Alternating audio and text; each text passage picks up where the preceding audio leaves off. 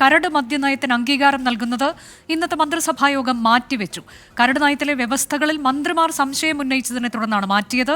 Tourism മേഖലയ്ക്ക് dry day ഇളവ് നൽകുന്നത് സംബന്ധിച്ച വ്യവസ്ഥ കരട് നയത്തിലുണ്ട്. ടൂറിസം മേഖലയിലെ ബാറുകൾക്ക് 1-ാം തീയതി മദ്യം വിളമ്പാമെന്നതും കരട് നയത്തിന്റെ ഭാഗമാണ്. ആർ ശ്രീജിത്ത് വിവരങ്ങളുമായി. ശ്രീജിത്ത്, ഇതിൽ മന്ത്രിമാർ തന്നെ സംശയം ഉന്നയിക്കുന്ന തരത്തിലേക്ക് ചില കാര്യങ്ങൾ ഉള്ളതുകൊണ്ടാണോ ഈ തൽക്കാലത്തേക്ക് അംഗീകാരം നൽകാതെ മന്ത്രിസഭായോഗം അത് മാറ്റിവെച്ചത്?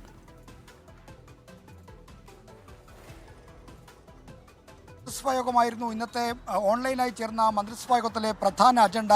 മന്ത്രിസഭായോഗത്തിൽ കരട് മദ്യനയം ചർച്ചയ്ക്കെടുത്തപ്പോൾ തന്നെ ചില മന്ത്രിമാർ കരട് മദ്യനയത്തിലെ വ്യവസ്ഥകൾ സംബന്ധിച്ച് സംശയം ഉന്നയിക്കുകയായിരുന്നു. അതിൽ ഏറ്റവും പ്രധാനപ്പെട്ടത് 1-ാം തീയതി മദ്യം വിളമ്പുന്നതിനുള്ള വിലക്ക് അഥവാ ഡ്രൈ ഡേക്ക് ടൂറിസം മേഖലയിലെ ഹോട്ടലുകൾക്ക് ഇളവ് നൽകുന്ന കരട് നയത്തിലെ വ്യവസ്ഥകൾ സംബന്ധിച്ചായിരുന്നു. കരട് നയത്തിൽ ഇങ്ങനെയൊരു വ്യവസ്ഥയുണ്ട്. ആ വ്യവസ്ഥ എന്താണെന്ന് പറഞ്ഞാൽ 1-ാം തീയതി ടൂറിസം കോൺഫറൻസോ മറ്റ് വിനോദസഞ്ചാര മേഖലയുമായി ബന്ധപ്പെട്ട പരിപാടികളോ ഉണ്ടെങ്കിൽ ടൂറിസം മേഖലയിലെ ബാറുകൾക്ക്, അത് 4 സ്റ്റാർ 5 സ്റ്റാർ ബാറുകൾക്ക് മാത്രമേ ആ അനുമതിയുള്ളൂ. അവർക്ക് പ്രത്യേകം പണം കെട്ടിവെച്ച് അന്ന് മദ്യം വിളമ്പാൻ അനുമതി നേടാം എക്സൈസ് വകുപ്പിൽ നിന്ന്. ഈ വ്യവസ്ഥയാണ് കരട് മദ്യനയത്തിൽ ഉണ്ടായിരുന്നത്.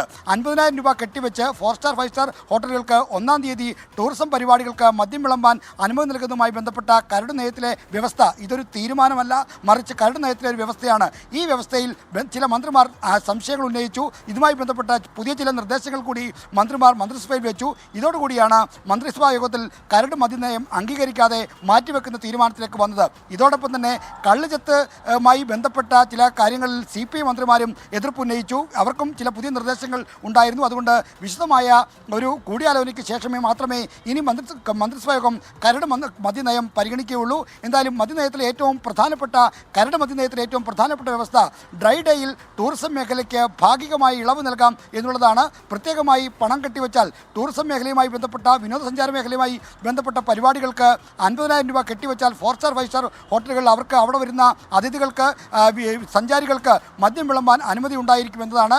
ഈ വ്യവസ്ഥ സംബന്ധിച്ചും കള്ളുഷാപ്പുമായി ബന്ധപ്പെട്ട കാര്യങ്ങളുമാണ് പ്രധാനമായും എതിർപ്പുയർന്നത്. ഈ എതിർപ്പിനെ തുടർന്നാണ് കരട് മദ്യനയം അംഗീകരിക്കാതെ മന്ത്രിസഭായോഗം മാറ്റിവെച്ചത്. പിന്നീട് വിശദമായ ചർച്ച നടക്കും. ഈ ചർച്ചയ്ക്ക് ശേഷമേ ഇനി കരട് നയം ഈ മന്ത്രിസഭായോഗത്തിൻ്റെ പരിഗണനയ്ക്ക് വരൂ. അടുത്ത സാമ്പത്തിക വർഷത്തേക്കുള്ള മദ്യനയമാണ് ഇന്ന് ഓൺലൈനായി ചേർന്ന മന്ത്രിസഭായോഗത്തിൽ എക്സൈസ് മന്ത്രി MP രാജേഷ് മുന്നോട്ട് വെച്ചത്.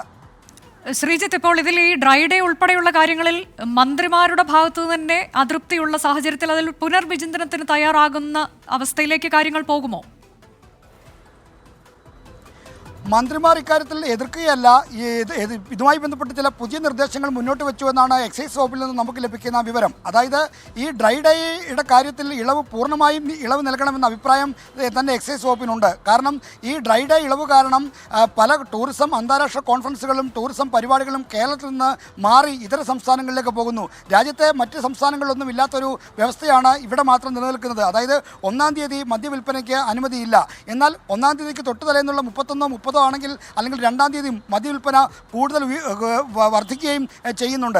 അപ്പോൾ മദ്യത്തിൻ്റെ ഉപഭോഗത്തിൽ കുറവ് വരുന്നില്ല. ആ ഒരു ദിവസം മാത്രം ഡ്രൈ ഡേ ഏർപ്പെടുന്ന അശാസ്ത്രീയമാണെന്ന അഭിപ്രായവും ഉണ്ട്.